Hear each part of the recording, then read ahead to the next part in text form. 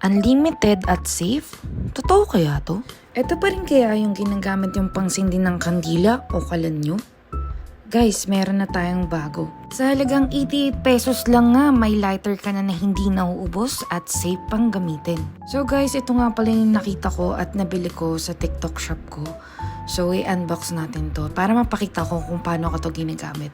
Sobrang na-amaze nga ako dito guys eh. Kasi sa isang pagpindot ko lang, iilaw lang yan. Tapos ayan na agad yung ignite niya.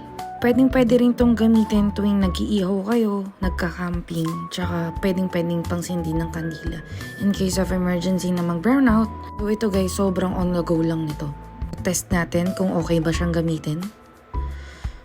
So ayan guys, napailo ko yung kandila with a span of 1 second lang na hindi na kailangan ng apoy.